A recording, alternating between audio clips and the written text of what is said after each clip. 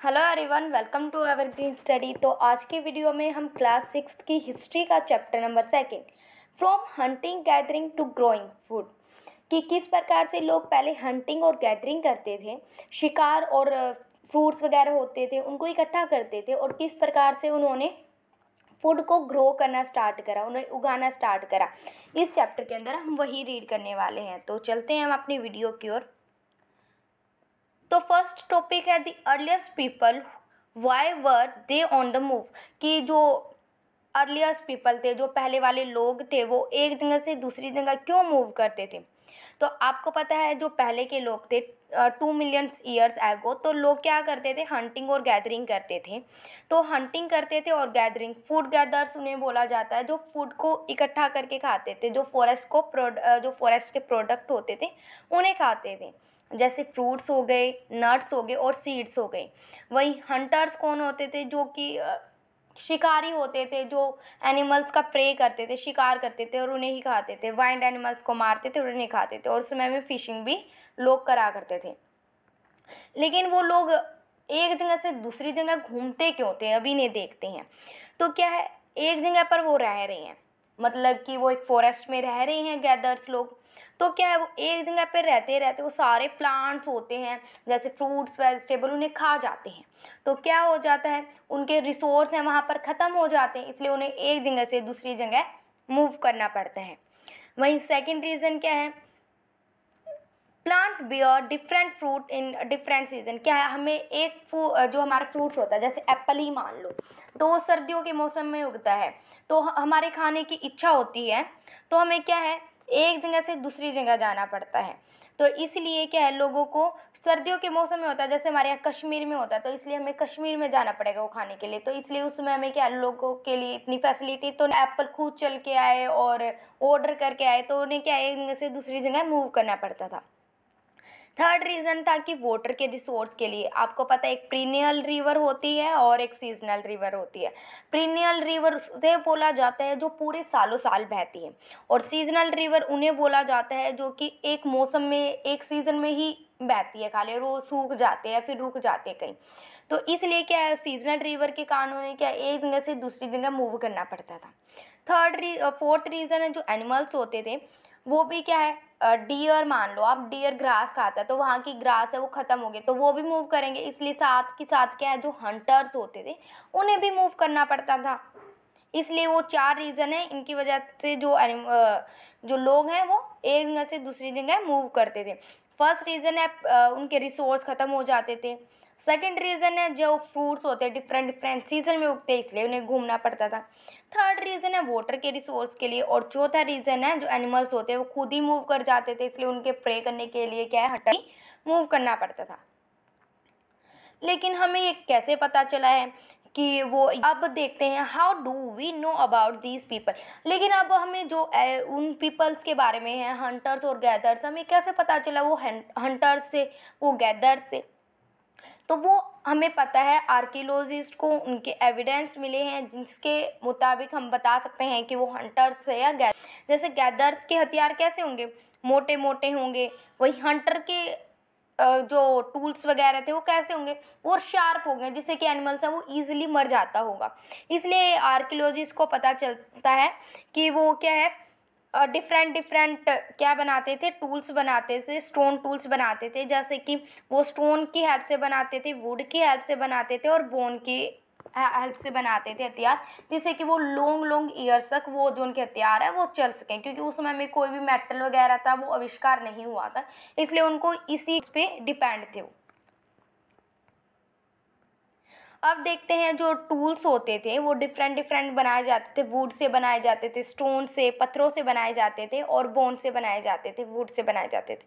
तो इनसे बनाए जाते थे, तो उनका यूज़ कैसे करते थे वो लोग। तो सबसे पहले जो एनिमल्स के क्या करते थे वो लोग थे, एनिमल्स का मीट वगैरह काटने के लिए, उनकी बोन को काटने के लिए उन टूल्स का इस्तेमाल करते थे। या फिर बार्क होती है, जो ट्रीज़ की ये बार्क होती है ना, ये वाली साइड, तो इसको काटने के लिए, या फिर एनिमल्स की जो स्किन होती थी उसको छील लेते थे वो, और उससे अपने आप को हाइड करने के लिए सर्दी के मौसम में, इसलिए वो उससे अपने आप को हाइड करते थे या आपको अपने आप को प्रोटेक्ट करते थे। फ्रूट वगैरह होते थे उनको चॉप करने के लिए। और माना जाता है कि जो लकड़ी के जो टूल्स वगैरह बनाते थे, लकड़ी का इस्तेमाल वो हट बनाने के लिए, उनकी झोपड़ियाँ बनाने के लिए भी यूज़ करा करते थे। तो ये डिफरेंट डिफरेंट कि वो किस प्रकार से उन टूल्स का इस्तेमाल करते थे और क्या क्या चीज़ें बनाते थे, इन सब के बारे में हमने पढ़ लिया। अब देखते हैं कि वो एक जगह पे पर्टिकुलर जो एरिया रहते थे वो कहाँ पर रहते थे। तो वो रहते थे वहाँ पर रहते थे जहाँ पर क्या उन्हें ईज़िली क्या हो जाए, वाटर अवेलेबल हो जाए, वहाँ पर ईज़िली उन्हें पानी मिल जाए। वहीं तो रहेंगे कि एक जगह उन्हें घूमना ना पड़े, हमें पानी यहीं है तो यहीं मिल जाए, इसलिए उनको पानी के किनारे रहते थे। या फिर जो हंटर्स होते थे, जो गैदर्स होते थे, वो कहाँ रहते थे कि वहाँ पर ईज़िली उन्हें क्या मिल जाए, वहाँ पर उन्हें फ्रूट मिल जाए, वेजिटेबल मिल जाए। वहीं उन्हें क्या एनिमल्स, जिन एनिमल्स का शिकार करना है वो एनिमल्स उधर ही मिल जाए, वहीं तो रहेंगे, इसलिए उन लोगों को वहीं उन्हीं प्लेस पे रहते थे। जो उनकी गुड क्वालिटी के उन्हें स्टोन भी मिल जाए, वहाँ रहते थे लोग। अब हम जानेंगे कि उस समय में क्या था। फाइंडिंग आउट अबाउट फायर के बारे में हमें कैसे पता चला। तो कुरनेल केव्स है आंध्र प्रदेश के अंदर, वहाँ पर केव है, वहाँ पर जो आर्कियोलॉजिस्ट है उनको एविडेंस मिले हैं कि उस समय में क्या है, लोग फायर का यूज़ करते थे। कैसे पता चला है, आज के टाइम में ये तो नहीं है फायर उसी एरिया में जलती मिलेगी, क्या मिले हैं, फायर होती है, हम जलाते हैं आग को, उसके बाद क्या है वहाँ पर थोड़ी थोड़ी जो राख होते हैं वो बच जाती हैं। इसलिए कुरनेल केव्स में हमें वो मिले हैं जिसके द्वारा हम बता सकते हैं कि उस समय में जो फायर है उसका इन्वेंट हो चुका था। तो उस समय में जो लोग हैं वो किस किस पर्पज़ से यूज़ करते थे फायर को, लाइटनिंग के लिए, रोशनी के लिए, मीट को रोस्ट करने के लिए करते थे, या फिर एनिमल्स होते हैं उनको उसके डराने के लिए वो यूज़ करा करते थे। अब हम देखेंगे पेंटिंग। उस समय में पेंटिंग क्या थी, पेंटिंग भी बनाई जाती थी।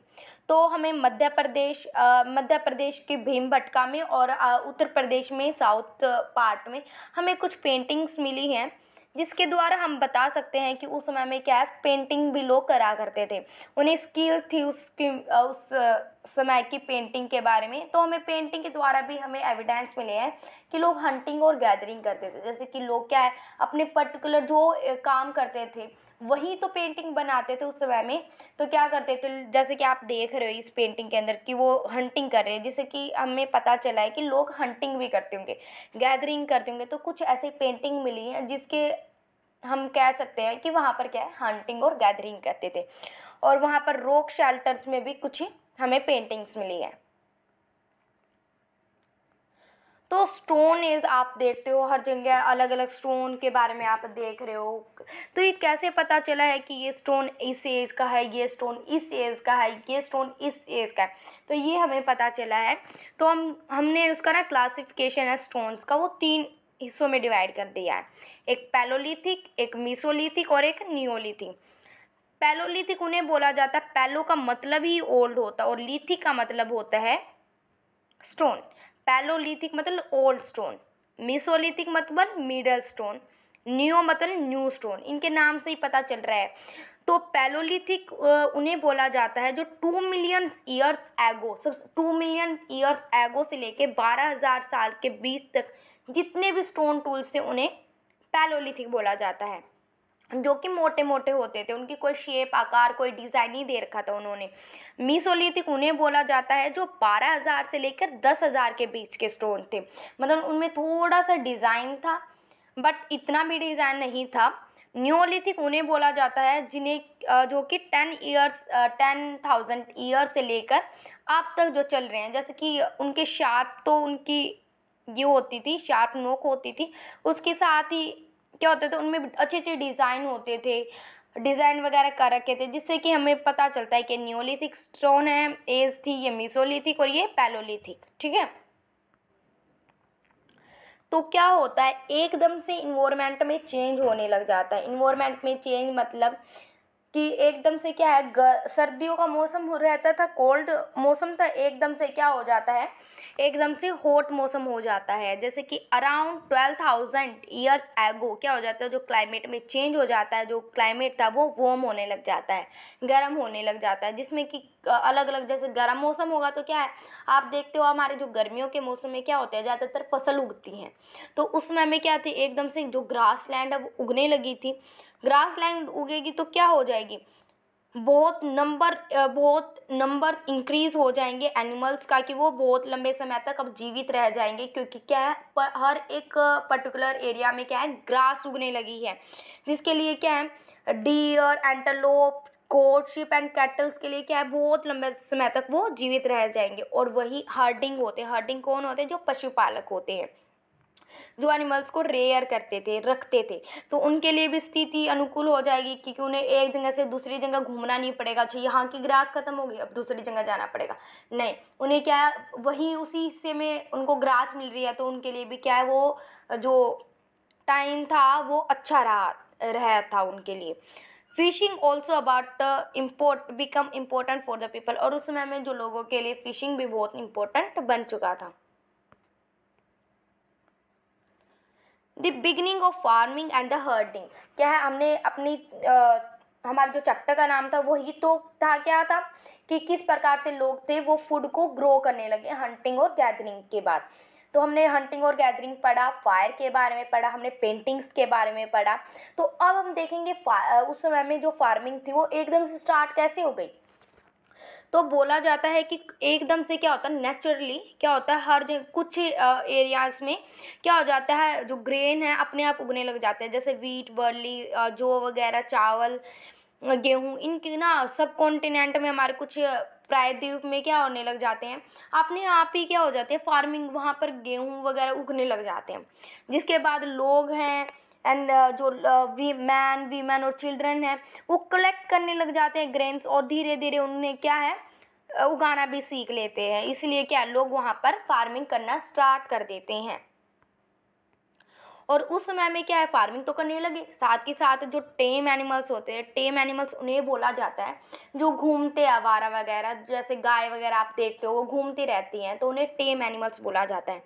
तो उनके लिए क्या है, अब क्या है, ग्रास लैंड उग गई है, आसानी से क्या है, खेती भी होने लगी है, तो क्या है, अच्छा से जो हर्डिंग पीपल है उनके लिए इजीली हो गया है उन एनिमल्स को रखने के लिए। तो टेम एनिमल्स, जो आवारा एनिमल्स होते हैं, तो लोग अब आसानी से उन्हें रख लेते थे, जिससे कि उन्हें क्या है, अब ये उनको पहले तो ये दिक्कत होती थी, और हमें चराना पड़ेगा, कहीं लेके जाना पड़ेगा। लेकिन अब क्या, ग्रासलैंड अपने आप ही उगने लगी थी, तो लोग जो हर्डर्स थे उनके लिए ये इम्पोर्टेंट हो गया था कि वो अब उनके लिए शेल्टर बना देते थे, छत वगैरह बना देते थे और उनको रख लेते थे।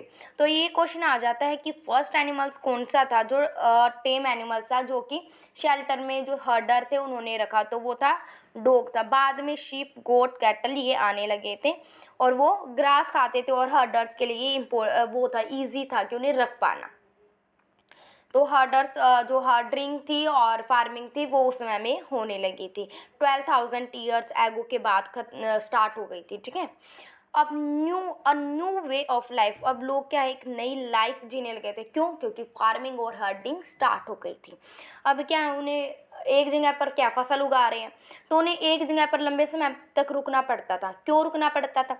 क्योंकि आप एक फसल उगा रहे हैं तो उसको आप डेली रेगुलर आपको प्लांट में पानी डालना होगा, उनकी देखभाल करनी होगी, और उसके साथ ही जो वीडिंग होते हैं, जो अनवांटेड जो प्लांट साथ में उग जाते हैं, वीडिंग खरपतवार उग जाती हैं, और कुछ एनिमल्स होते हैं उनको भगाना पड़ता है, क्रो, पीजन ये आ जाते हैं, उनको भगाना पड़ता है कि कभी वो हमारी क्रॉप्स है उनको खा ना जाए, बर्ड्स वगैरह। और जब तक वो कट ना जाती उन्हें वहीं पर बहुत लंबे समय तक रुकना पड़ता था। तो एक क्वेश्चन आ सकता है कि जो लोग हैं वो लंबे समय तक सेम प्लेस पर लॉन्ग टाइम तक क्यों रुकते थे? तो आपका आंसर होगा बिकॉज वो क्या खेती करते थे, और उसकी जब तक वो खेती क्या अच्छी तरीके से उग नहीं जाती और लोग उन पे पानी डालते थे, वीडिंग करते थे, और जो एनिमल्स को भगाते थे, अवे करते थे, और साथ में जब तक वो कट नहीं जाती थी तब तक उन्हें क्या है, एक जगह पर रुकना पड़ता था, ठीक है। देन दे स्टार्ट, क्या अब लोग क्या ग्रेन्स हैं, उनके पास गेहूँ है, बहुत अलग अलग राइस है, तो उनके लिए क्या है, उनको रखना होता था। तो इसके लिए वो क्या है, स्टोर हाउस बनाने लगे। स्टोर हाउस मतलब कि स्टोर के लिए कुछ चीज़ें बनाने लगे, जैसे फूड और सीड को सेव करने के लिए वो क्ले पॉट बनाने लगे, मिट्टी के बर्तन बनाने लगे, कुछ बास्केट वगैरह बनाने लगे। और डिग पिट उन्हें बोला जाता है, जो ये खड्डे वगैरह होते हैं इनमें वो दाब के अच्छी तरीके से रख देते थे, जिससे कि वो आने वाले समय में वो यूज़ कर सके। अब साथ के साथ जो हर्डर्स थे वो स्टोरिंग एनिमल्स भी रखने लगे थे। स्टोरिंग एनिमल्स उन्हें बोला जाता है जिन्हें वो रखते हैं और वो उनके बदले में कुछ देते हैं। जैसे कि हम काऊ को रखते हैं तो उसके बदले में वो हमें क्या देगी, मिल्क देगी। वही लोग क्या है, मिल्क के लिए, मीट के लिए लोग क्या है, स्टोरिंग एनिमल्स को रखने लगे थे, स्टोर करने लगे थे एनिमल्स को। ठीक है, स्टोरिंग एनिमल्स उन्हें बोला जाता है। टूवर्ड्स ए सेटल लाइफ जीने लगे थे। क्यों जीने लगे थे? क्योंकि वो फार्मिंग कर रहे थे, उन्हें लॉन्ग टाइम तक एक जगह पर रहना पड़ता था। उन्हें पहले के टाइम की तरह उन्हें घूमना नहीं पड़ता था। गैदर्स जो हंटर्स थे, उन्हें सेटल लाइफ के लिए एक जगह पर रुकते थे। जैसे कि क्या है, हम आर्कियोलॉजिस्ट को कुछ एविडेंस मिले हैं कि लोग झोपड़ी में रहते थे, झोपड़ियों में रहते थे, तो इसका मतलब वो सेटल लाइफ जी रहे हैं। उसके साथ ही उनको वहाँ पर कुकिंग के जो बर्तन होते हैं, जो चूल्हा वगैरह होता है, वो भी मिले हैं। और कुछ जो कुकिंग के जो एविडेंस चूल्हे वगैरह होते हैं वो घर के बाहर भी मिले हैं और घर के अंदर में मिले हैं। तो आर्कियोलॉजिस्ट ने ये क्या है, उनको अनुमान लगाया उन्होंने कि वो ना ख़राब मौसम होता होगा तो अंदर कुकिंग करते होंगे, और जो ख़राब नहीं होता होगा वो बाहर कुकिंग करते होंगे। इससे हमें पता लगा है कि लोग वहाँ पर सेटल लाइफ जीने लगे थे। जो स्टोन एज आपने देखा, स्टोन एज के बारे में मैंने डिवाइड किया आपको, पैलोलिथिक और न्योलिथिक। तो वहाँ पर क्या है, न्योलिथिक एज थी क्योंकि वहाँ पर फार्मिंग, ये आपसे क्वेश्चन आ सकता है कि फार्मिंग कौन सी एज में स्टार्ट हुई, तो आपको बताना है वो न्योलिथिक और मीसोलिथिक के बीच में हुई। मीसोलिथिक के बिल्कुल एंड में और न्योलिथिक के स्टार्टिंग में बिल्कुल क्या होने लगी थी, खेती होने लगी थी।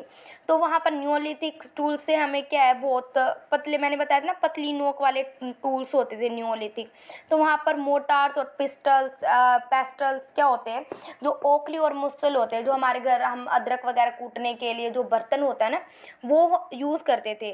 तो जिससे कि हम बता सकते हैं कि वो जो ग्रेन्स वगैरह होती हैं, जो पत्थर की चक्कियाँ नहीं होती थी, उसको यूज़ करने लगे थे उन ग्रेन को आटे वगैरह के लिए। ठीक है, तो इसलिए वो यूज़ करते थे।